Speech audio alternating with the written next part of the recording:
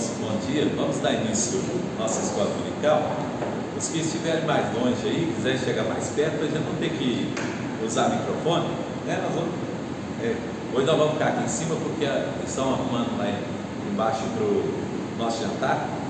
Então nós vamos hoje ter a nossa aula aqui, tá? Quero convidar os irmãos a abrirem suas Bíblias no Salmo de número 25. Salmo de número 25, nós vamos fazer a abertura lendo esse salmo.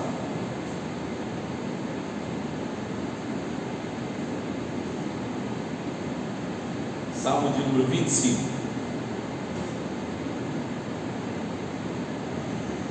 Vamos ler até o verso 8, onde diz assim: A ti, Senhor, elevo a minha alma. Deus meu, em ti confio. Não seja eu envergonhado, nem exultem sobre mim os meus inimigos. Com efeito, dos que em ti esperam, ninguém será envergonhado. Envergonhados serão os que sem causa procedem traiçoeiramente. Faz-me, Senhor, conhecer os teus caminhos, ensina-me as tuas veredas. Guia-me na tua verdade e ensina-me, pois tu és o Deus da minha salvação, em quem espero todo dia. Lembra-te, Senhor, das tuas misericórdias e das tuas bondades, que são desde a eternidade. Não te lembres dos meus pecados da mocidade, nem das minhas transgressões. Lembra-te de mim, segundo a tua misericórdia, por causa da tua bondade. Ó Senhor, bom e reto é o Senhor, por isso aponta o caminho aos pecadores. Agora vamos ler o verso 9 também. Guia os humildes na justiça e ensina aos mansos no seu caminho. Amém. Que Deus nos abençoe. Irmãos, esse salmo é um dos salmos de Davi. E os irmãos sabem que Davi viveu um período da sua vida. Aliás, todo o reinado de Davi foi um reinado de constante luta, né? De constante adversidade. Os irmãos lembram, né?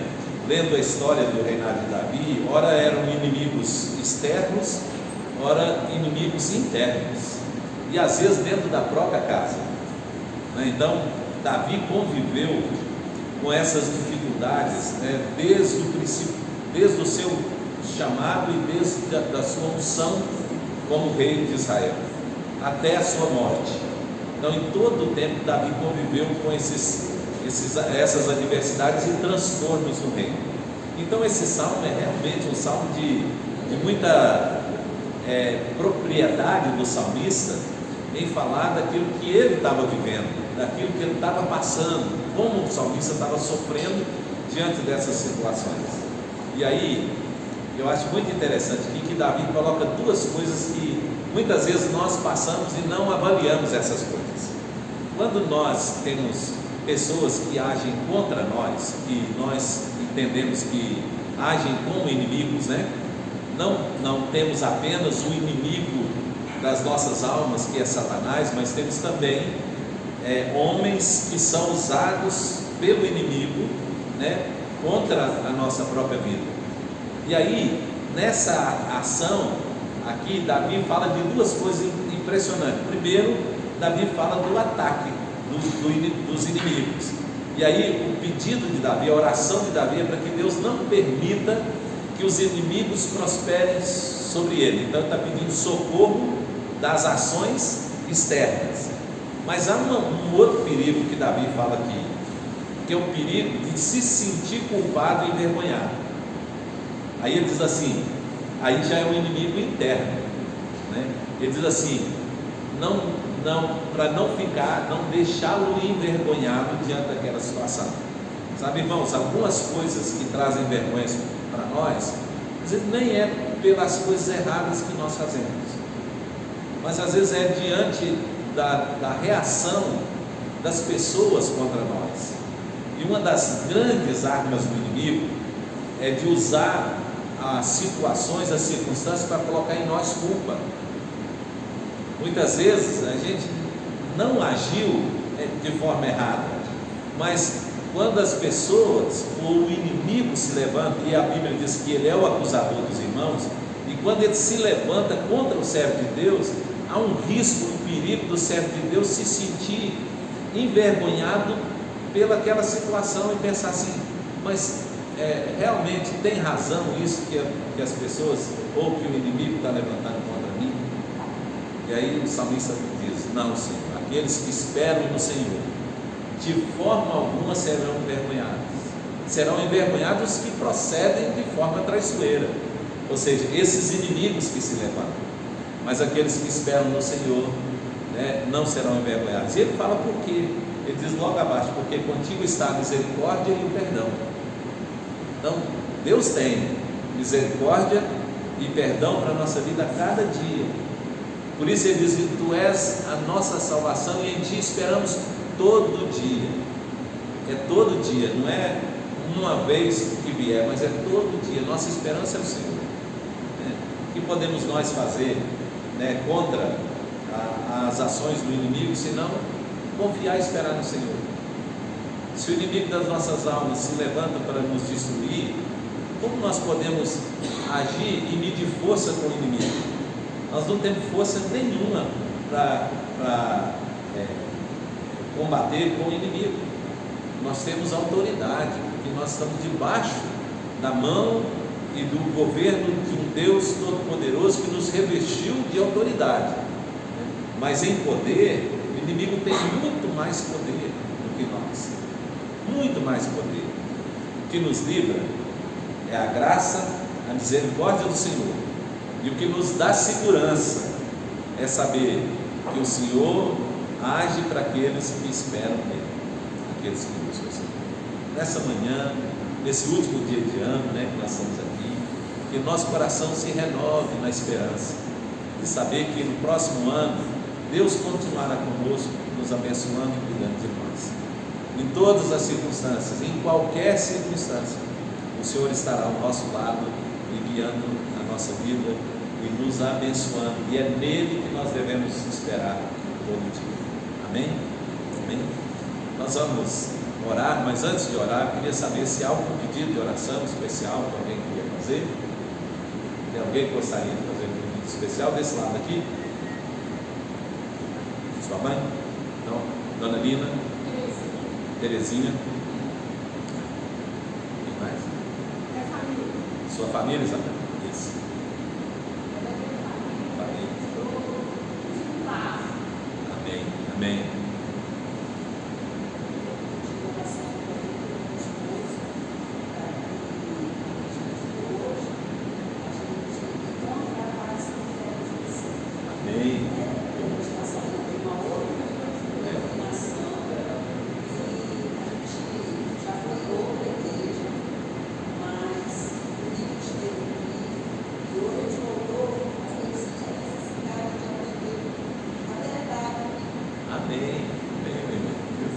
Vocês são muito bem-vindos, viu? Jesus abençoe vocês. Vamos orar, Senhor. Não entendi. Certo.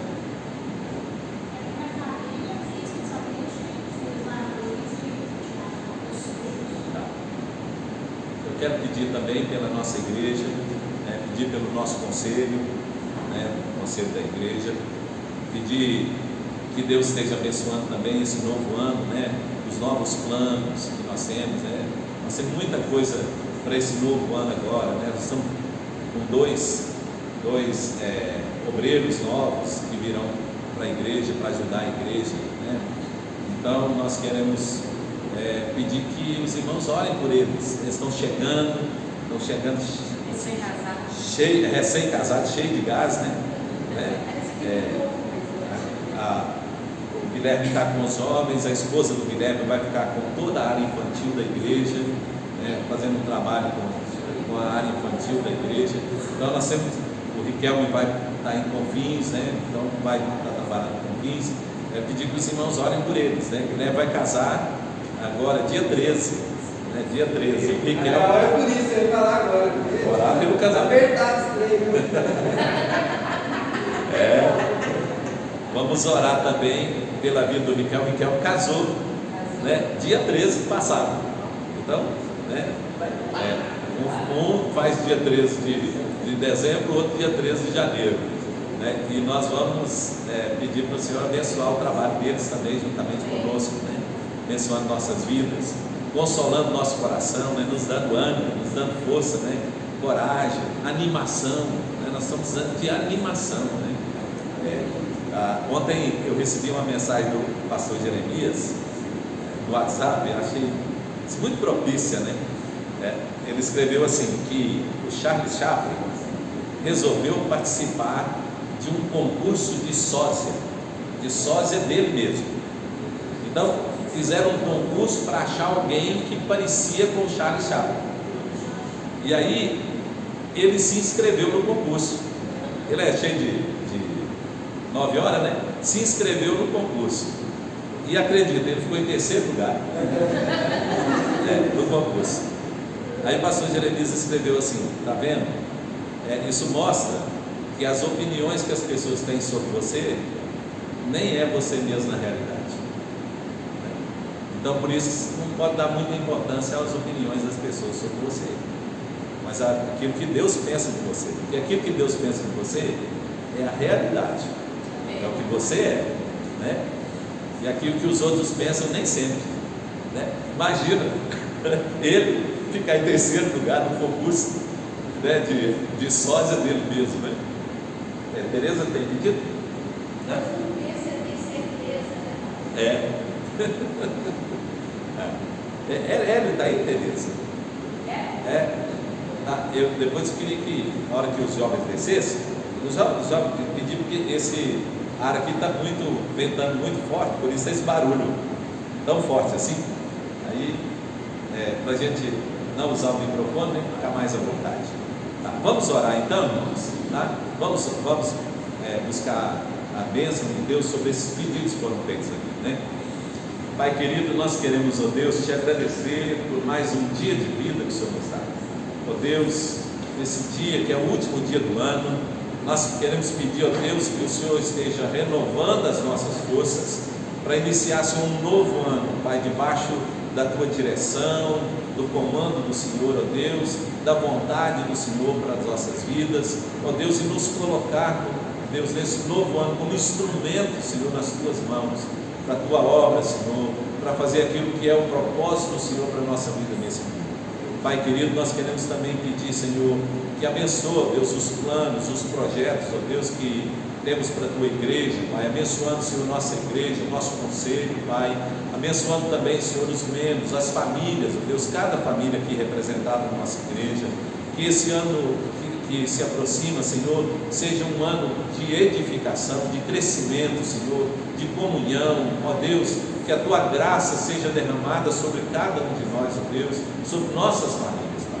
Também queremos lembrar nessa hora, Senhor, das pessoas que estão enfermas e colocá-las, ó Deus, diante do altar do Senhor, e pedir, ó Deus, sobre elas a tua misericórdia, a tua bondade, Senhor, e pedir que estenda, Senhor, sobre elas também, Senhor, a tua boa mão, Pai, ó Deus, para trazer cura, restauração, Senhor, ó Deus, e trazer também, Senhor, paz aos corações e às famílias, Senhor. Pedimos, ó Deus, tua graça, pedimos, ó Deus, a tua misericórdia, Senhor, e pedimos também, Senhor, a tua bondade, Senhor, sobre nós, e oramos, Pai, confiados em tudo que o Senhor tem feito por nós, que o Senhor é a nossa esperança por todo dia, e assim oramos, Pai, no nome de Jesus, o nosso Senhor. Amém, Senhor. Amém, Jesus. Então, irmãos, nós vamos dar oportunidade para que os jovens desçam, né, para a sala, e nós vamos abrir nosso vídeo de crianças também, né? Então, e nós vamos chamar o pessoal mais para frente, né? Eu acho que o Hélio dá conta de tirar o turbo, não dá? Esse ar aqui está com turbo, não tá? O barulho aí é com turbo, não é? Vê se você consegue tirar para nós. O barulho está muito forte. Acho que o ventilador está muito forte, né? É de lá. É aquele.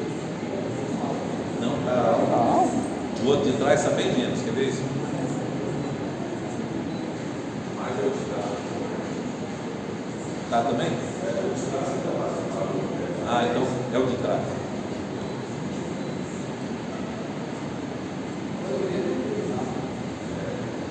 O último lá pode até desligar. Nós estamos só aqui na frente, né?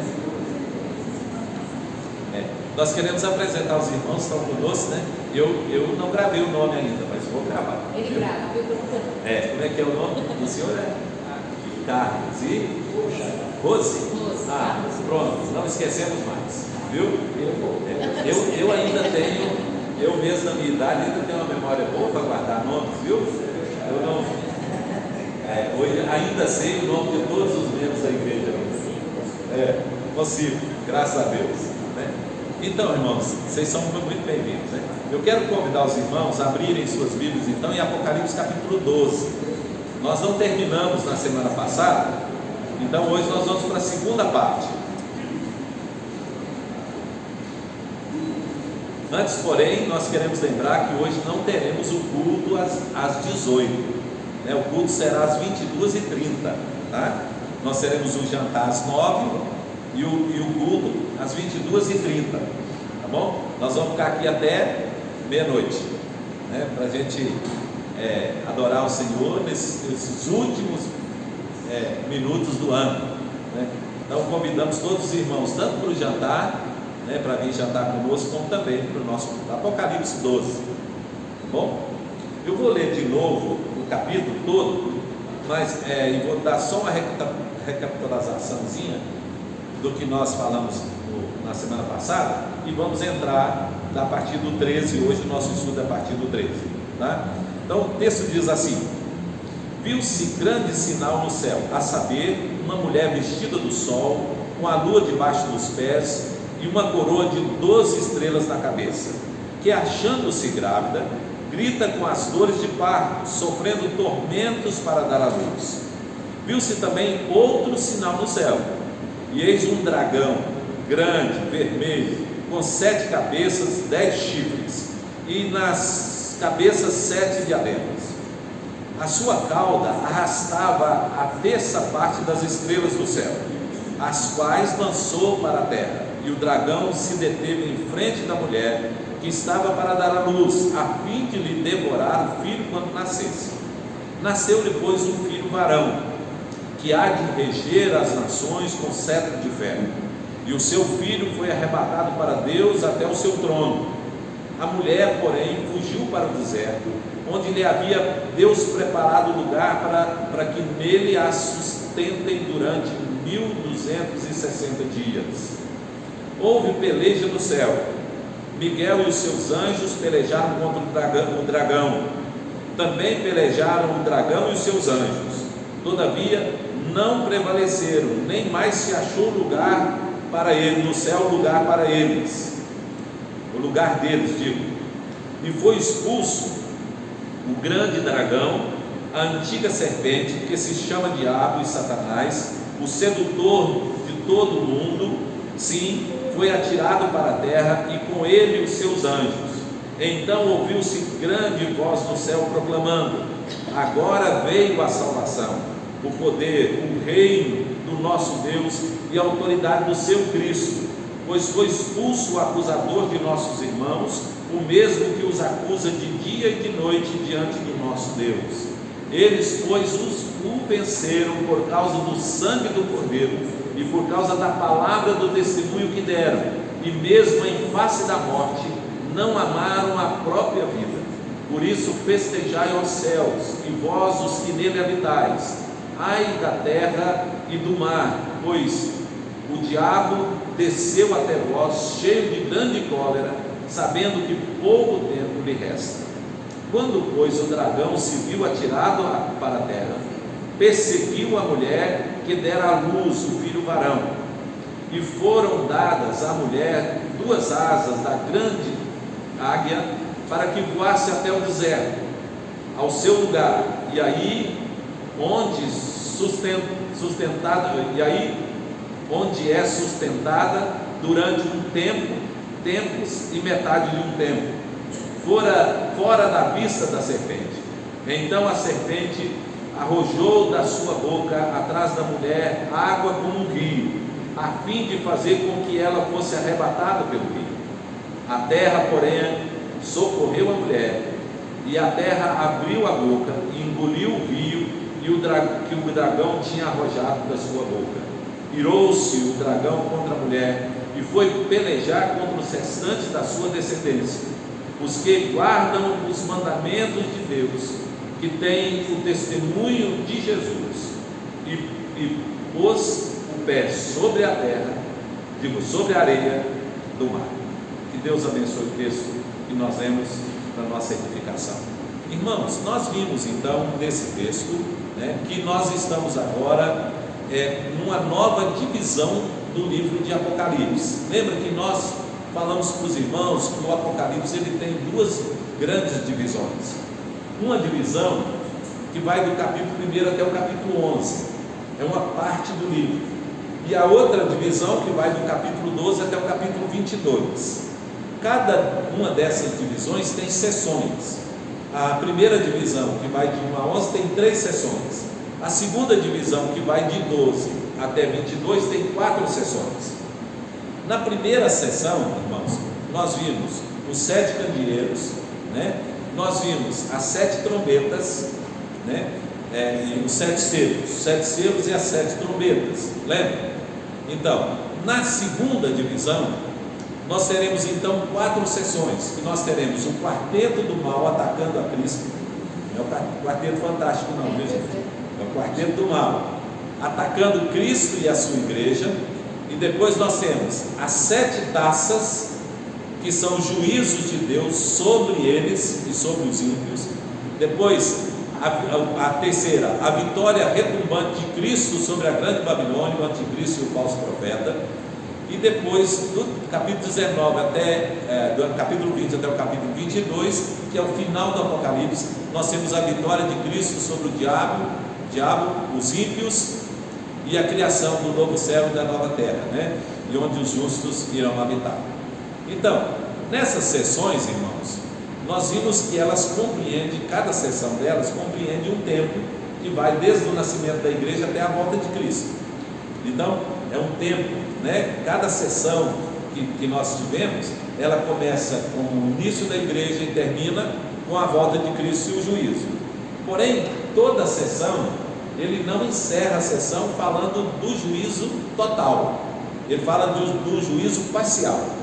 Então todas as coisas vão acontecendo em cada sessões, vão acontecendo de forma parcial até chegar no capítulo 22, que é então o juízo é total, capítulo 21 e 22, Aí então Deus desfere o juízo total e acaba então com as forças do mal contra os homens ímpios, e os homens ímpios são lançados no lago que arde fogo e enxofre, o inferno, a morte, o diabo, seus anjos, e os homens ímpios e os justos vão viver no novo céu e nova terra. Então, todas essas sessões, elas contam essas histórias, de uma forma parcial e depois, no final, vai ser de forma total, Então, nesse capítulo 12, que nós teremos então, nessa sessão agora aqui, nós teremos 3 cenas, Então, nós teremos o dragão despedindo, dragão nós vimos que é a serpente, que é o diabo, ele despedindo então a sua luta contra 3, são 3 lutas, contra 3 grupos, Então, primeiro, é contra Deus e Cristo, Messias, a primeira luta do dragão. A segunda luta do dragão é contra Miguel, o arcanjo Miguel, o anjo de Deus. E a terceira luta é contra a mulher e a sua descendência. Então, primeiro, o dragão luta contra Deus, depois ele vai lutar contra o arcanjo, e no final ele vai lutar contra a mulher e a sua descendência. Nós vimos que a mulher representa a igreja, lembra? Falamos isso, ela tem o sol sobre a sua cabeça, a lua sobre os seus pés, está com coroas, de estrelas na cabeça, mostrando que é a igreja na sua glória e autoridade. Nós vimos que o filho, o varão que estava para nascer, nós já vimos aqui que é Cristo, e ele nasceu e foi arrebatado para o céu. Então, por mais que o dragão tentasse impedir o nascimento do filho, da mulher, que era Cristo, ele, filho da igreja, que foi a promessa de Deus para a igreja, que da mulher nasceria um que haveria de esmagar a cabeça da serpente, ele não conseguiu, Então nós vimos, até na semana passada fizemos uma relação com o nascimento de Cristo e quantas coisas aconteceram no nascimento de Cristo para impedir que Cristo nascesse, tentando impedir que Cristo nascesse. Mas ele nasceu Ele viveu, morreu, ressuscitou e foi arrebatado ao céu, está no trono. Então ele foi levado até o trono, diz o texto aqui do capítulo 12. Então o filho está no trono. E como o dragão não conseguiu impedir o nascimento do filho e não conseguiu derrotar, né, o filho, então agora, e a Deus, a luta agora do dragão é contra a igreja. Então toda luta que o dragão desferiu contra Deus, né, e contra o filho, ela foi vencida primeiro no céu, né, e depois nas hostes celestiais. No céu, onde não achou lugar mais para ele, então ele foi expulso do céu. Então Deus o expulsou do céu, e agora ele não tem mais acesso como acusador, porque ele foi jogado para a terra, foi expulso, e diz o texto aqui que ele foi expulso como o acusador dos irmãos. E olha que coisa muito interessante, né? Quando a gente vê e a gente acha que o diabo não nos acusa mais, né, diante de Deus, não, ele desfere acusações, só que as acusações do diabo, elas não têm nenhum efeito. Paulo, escrevendo aos Romanos, no capítulo 8, ele diz assim: quem levantará acusação contra os eleitos de Deus? É Deus quem os justifica. Então, mesmo que o diabo levante a acusação, mesmo que o diabo levante homens, né, ou até outras coisas para acusar o servo de Deus, essas acusações, elas não têm efeito sobre o povo de Deus, porque ele já foi expulso do céu.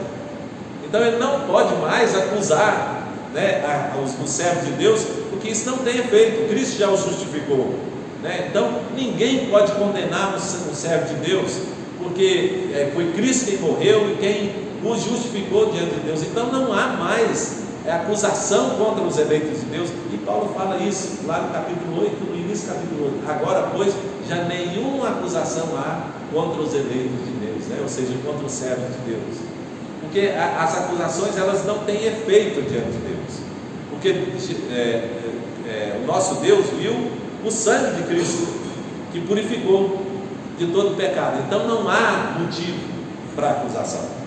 Bem, esse foi o primeiro ponto. Aí, como o diabo agora, o dragão, viu que não tinha mais ação no céu, porque foi vencido pelo Senhor e pelo seu Cristo, e Cristo passou a governar eternamente.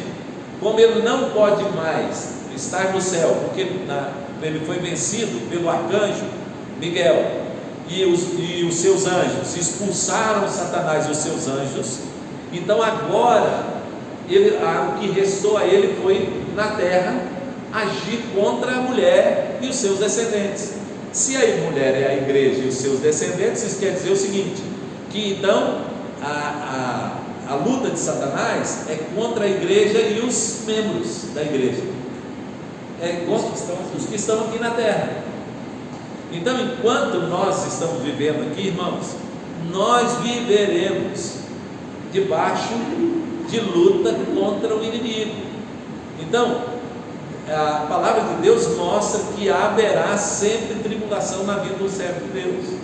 Eu costumo dizer para Deus assim, que quando as coisas estão muito boas, muito em paz demais, a gente precisa ficar a cabreiro, com o olho aberto, né? Se você observar, quando o diabo tentou Jesus no deserto e não conseguiu vencer Jesus lá no deserto, Lucas escreve logo em seguida assim: com isso deixou o diabo até momento oportuno. Ele não está dizendo assim, isso desistiu o diabo de tentar, não, ele diz, deixou até momento oportuno. E sabe qual que é o melhor momento para a tentação, irmãos? Quando as coisas estão indo muito bem na nossa vida. É porque a gente deixa a guarda, a gente não fica atento. Por isso Jesus falou que nós precisamos vigiar e orar, né? Vigiar vem antes da oração, irmãos. A oração já é para pedir socorro, vigiar é para estar atento à tentação, né? Então o cristão precisa vigiar antes, e aí, se não deu conta, veio, então agora é orar para pedir socorro nas mãos de Deus, né? Para vencer a luta e a tentação que está vivendo. Mas cristão vai sempre passar por lutas, irmãos. Sempre vai passar por dificuldade. Sabe quando que a pessoa perde uma luta, irmãos? Sabe quando? Quando ele acha que ele vai vencer. Paulo falou assim: se alguém pensa estar em pé, veja que não caia. Paulo nem disse assim, se alguém está em pé. Ele disse, se alguém pensa estar em pé, né? Porque às vezes nós achamos que nós estamos muito fortes, e é justamente aí que vem a derrota, né? Porque nós somos muito presunçosos, né? Confiando demais em nós mesmos, e não estamos buscando a graça de Deus, o sustento de Deus, a força de Deus, porque nossa vitória não é por nós mesmos, nossa vitória não é por nossa própria capacidade. Então, irmãos, o Satanás, o dragão, agora vai atacar a mulher e a sua descendência. Então, irmãos, Deus não vai nos livrar de passar por lutas e dificuldades. Deus não vai nos livrar nem na morte, irmãos. O texto mostra aqui, irmãos, que a peleja de Satanás contra os servos de Deus é para destruí-los.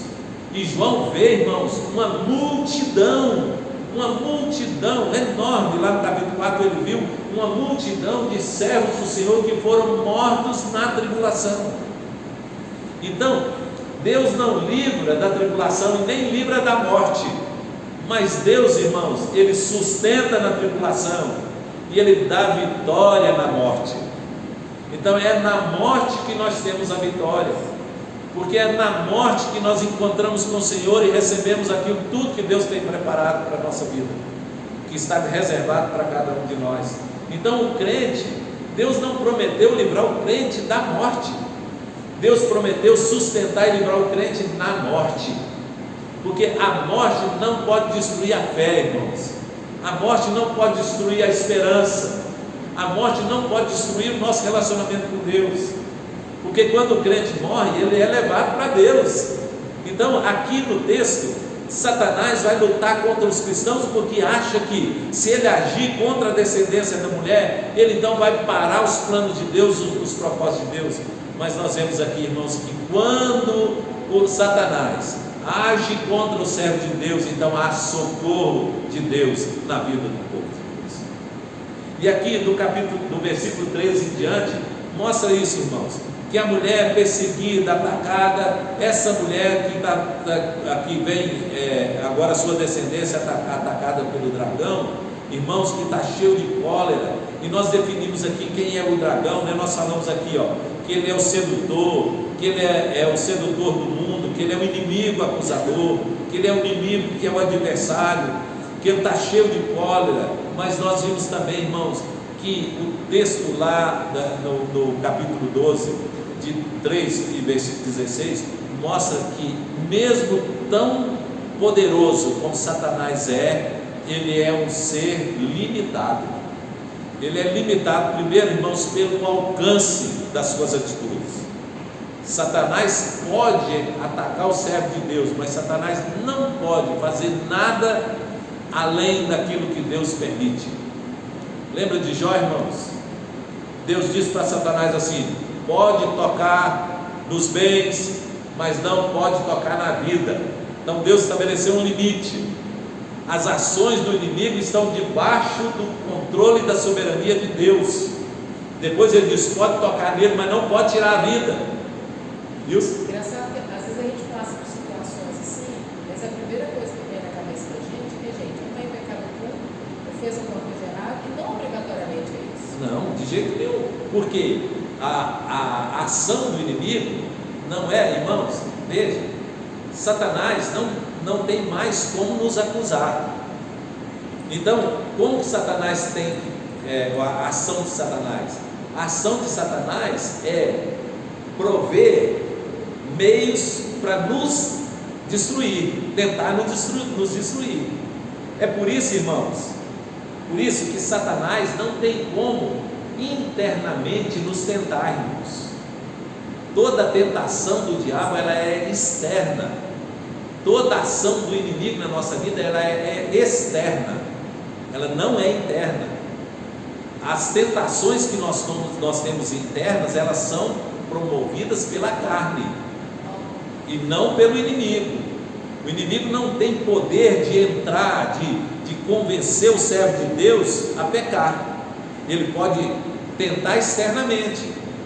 Então, por isso que a palavra de Deus diz assim, para a gente sujeitar a Deus e resistir o diabo, que ele fugirá de vós. Diz que ele anda como leão em derredor.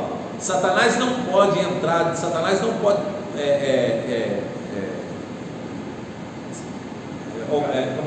possuir um servo de Deus.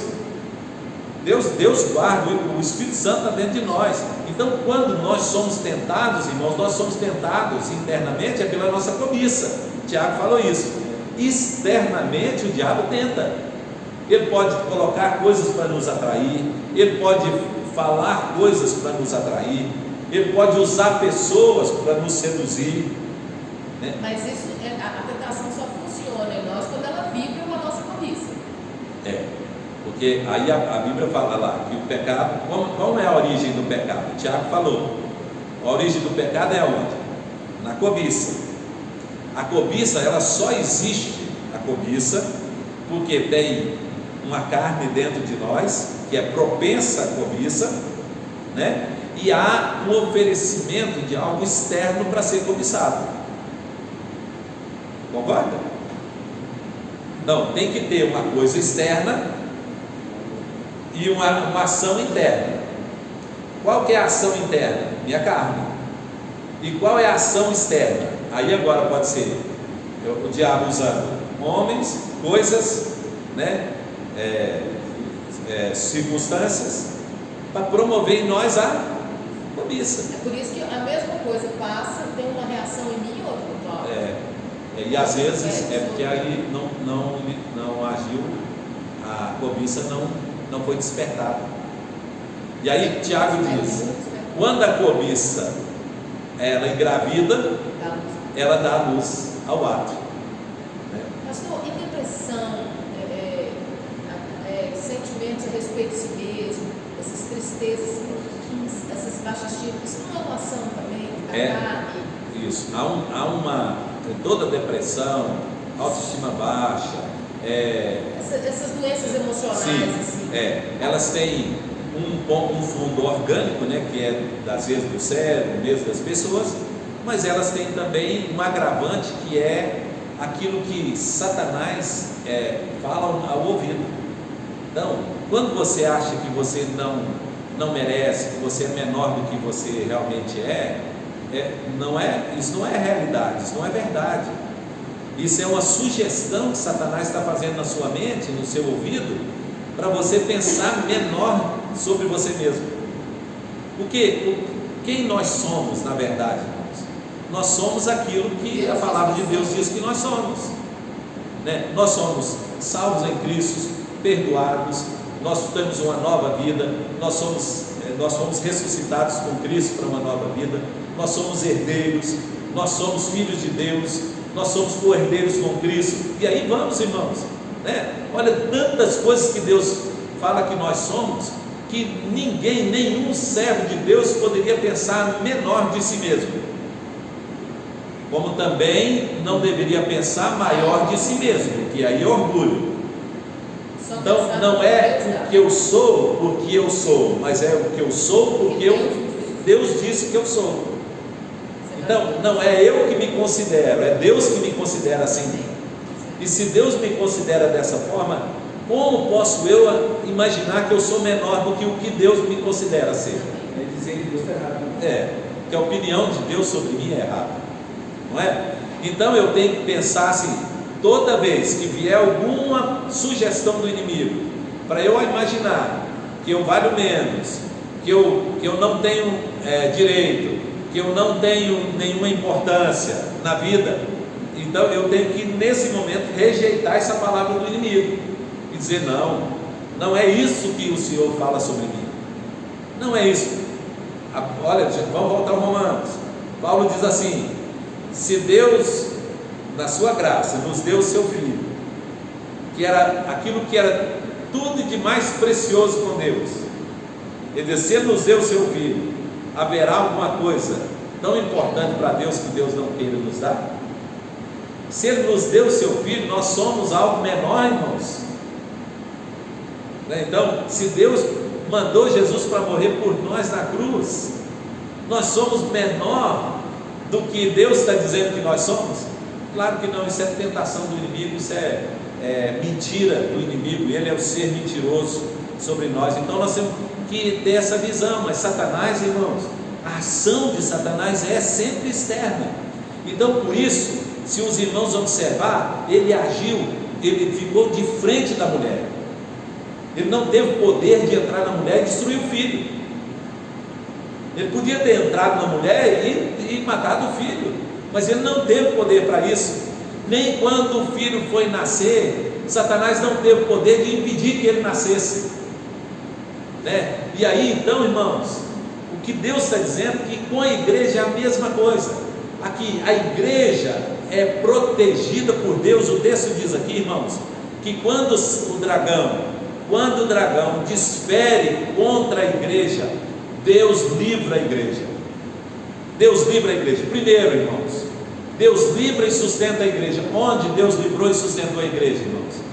No deserto. Qual foi o livramento que Deus fez? Deu para ela 2 grandes asas, para que ela voasse.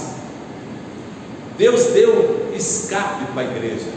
Sabe, irmãos, isso é uma coisa maravilhosa que a palavra de Deus nos ensina. Toda vez que nós estamos vivendo uma luta de aflição, irmãos, Deus provê para nós o escape, para que nada nesse mundo seja maior do que a nossa capacidade de resistir e suportar. Toda vez que vier alguma situação contra um servo de Deus, e se ele está unido ao Senhor, Deus proverá o escape para o servo de Deus, em todas e quaisquer circunstâncias que nós estivermos vivendo. Deus proveu asas para que a igreja saísse. E onde ela foi sustentada, irmão? No deserto, porque deserto é lugar de prova mesmo, irmãos. Então Deus não tirou a prova, mas Deus sustenta na prova. Então Deus não tirou a tribulação, mas Deus sustenta na tribulação. Olha, isso é maravilhoso, irmãos. Isso é confortante demais para o nosso coração. Nós sabemos que mesmo quando nós estamos passando por lutas, dificuldades, o Senhor não nos abandona. Deus não nos deixa, Deus continua nos abençoando, nos sustentando, porque maior, irmãos, é o que está em nós do que o que está no mundo. Maior é aquele que é por nós, e se Deus é por nós, Paulo diz, ninguém será contra nós. Então, embora Satanás aqui, na figura do dragão, agisse contra a igreja, Deus livra a igreja, Deus sustenta a igreja. E a terceira coisa aqui, irmãos, que está no texto, é que Deus não apenas livra a igreja, não apenas sustenta a igreja, mas Deus dá vitória à igreja. E aqui o texto termina, irmãos, com palavras maravilhosas. Diz assim, versículo 11, olha o versículo 11. Não, eles, quem são eles aí, irmãos? A descendência da mulher. Diz assim, eles, pois, o venceram, por causa do quê? Do sangue do Cordeiro. Segundo, da palavra do testemunho. Terceiro, porque não amaram a própria vida, mesmo diante da morte. Não amaram a própria vida. 3 coisas importantes, irmãos. Nossa vitória é pelo sangue do Cordeiro. Irmãos, o sangue do crente não vence o diabo, pelo contrário, diz o texto que o dragão, a besta, lambe o sangue dos crentes, ele se satisfaz com a morte dos crentes. Os mártires que morrem, diz o texto aqui logo para frente aqui, que Satanás lambe o sangue daqueles que morreram no testemunho, na luta, e ele se alegra com isso, porque ele acha que com isso ele está vencendo. Portanto, irmãos, nós não vencemos, a igreja não vence, não é pelo nosso sangue, não é com a nossa morte que nós vencemos o diabo, nós vencemos o dragão, é pelo sangue do Cordeiro, porque foi ele que derramou o sangue justo, puro, por cada um de nós. Então diz, como que a igreja é vitoriosa? Ela é vitoriosa primeiro, Por causa do sangue do Cordeiro, a obra de Cristo na cruz, irmãos. Foi lá que Paulo diz que ele expôs principados e potestades, triunfando sobre eles. Foi na cruz, irmãos, que Cristo pagou todo o pecado dos seus servos. E foi na cruz, irmãos, que Deus nos resgatou, nos comprou pelo sangue do nosso Senhor Jesus, que é muito mais precioso do que prata, ouro e pedras preciosas, como Pedro disse. Olha, irmãos, que maravilha!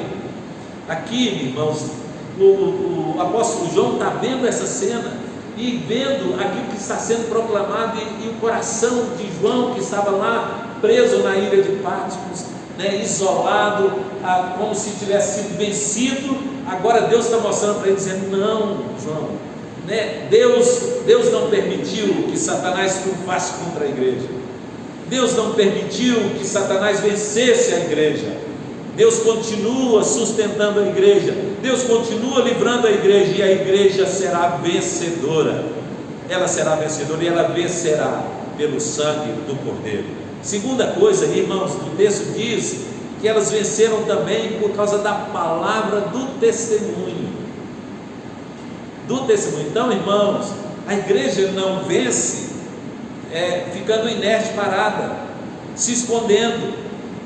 Não, a igreja vence quando a igreja testemunha, quando a igreja fala do amor de Deus, fala do amor de Cristo. Então a igreja foi chamada para viver no mundo, para viver o testemunho de Cristo. Então, tanto com a vida como com as palavras. Então a igreja vence por causa do testemunho de Jesus.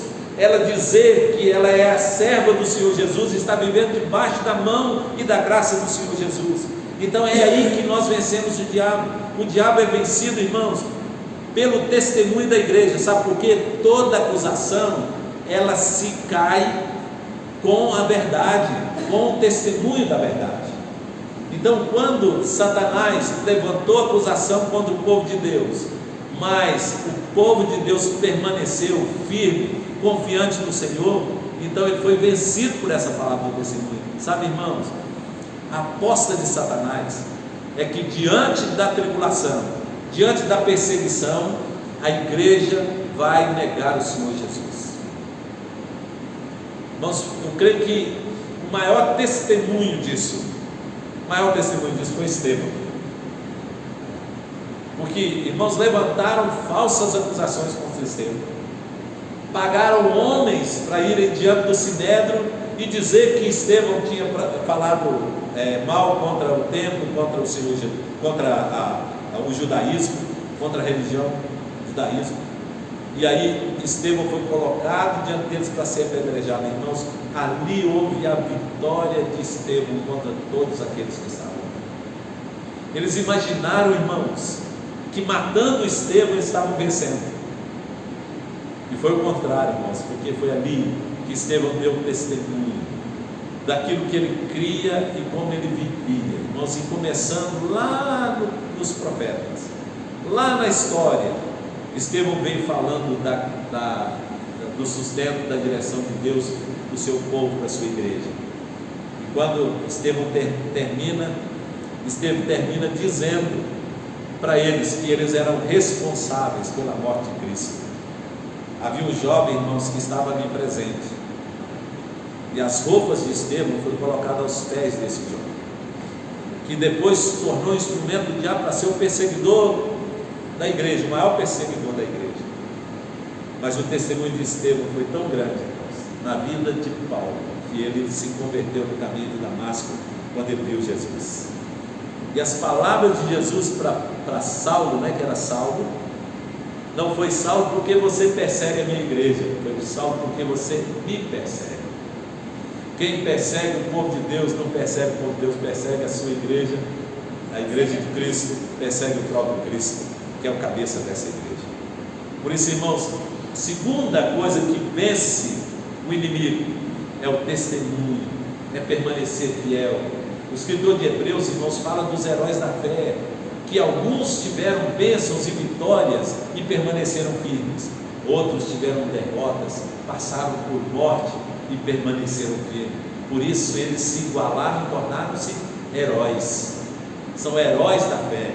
Eles são heróis não por aquilo que eles conquistaram, mas eles são heróis porque eles não se deixaram perder diante nem das coisas boas e nem das coisas ruins que lhes sobrevieram. Essa é a palavra do testemunho, irmãos. É isso que Deus espera de nós, que a gente viva dessa forma. E por final aqui, irmãos, diz o texto que eles também venceram, porque eles não amaram as suas próprias vidas, mesmo diante da morte. Irmãos, é porque eles amaram mais o Senhor do que a própria vida.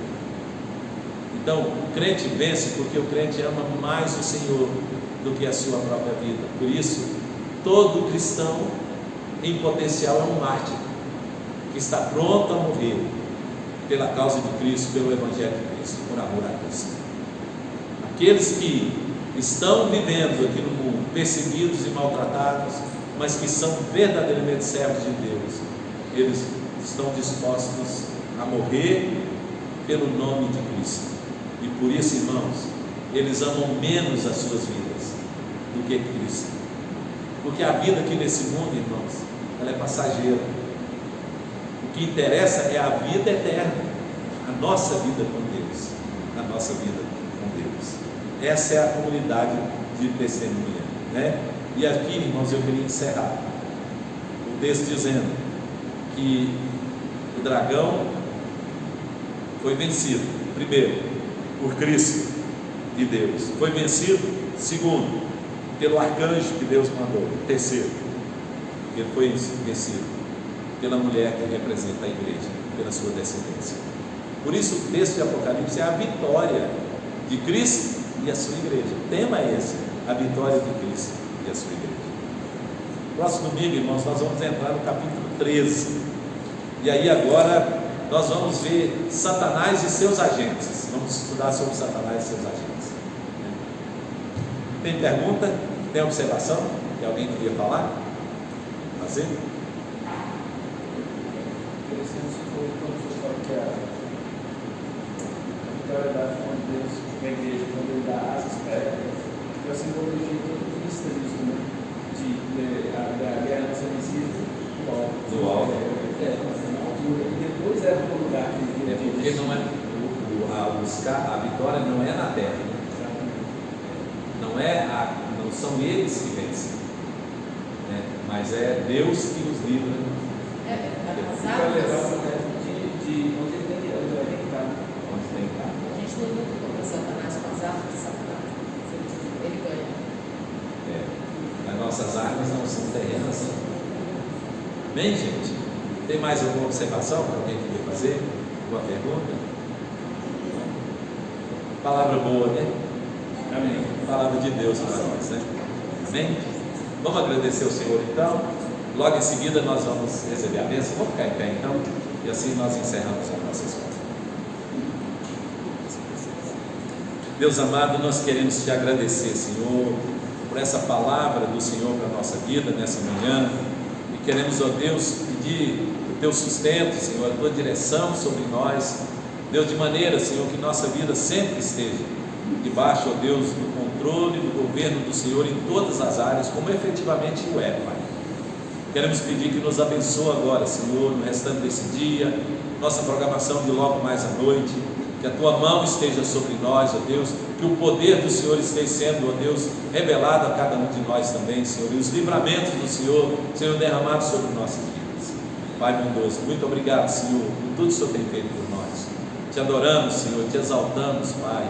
Ó Deus, reconhecemos a tua grandeza, Senhor, a tua glória, e te adoramos, Pai, em nome de Jesus, o nosso Senhor. E agora, irmãos, que a graça do Senhor Jesus, o amor de Deus nosso Pai e a comunhão do Santo Espírito esteja sobre todos nós, hoje e para todo sempre. Amém. Deus abençoe a todos, irmãos. Tenham um bom dia, viu? E até a noite, se Deus quiser.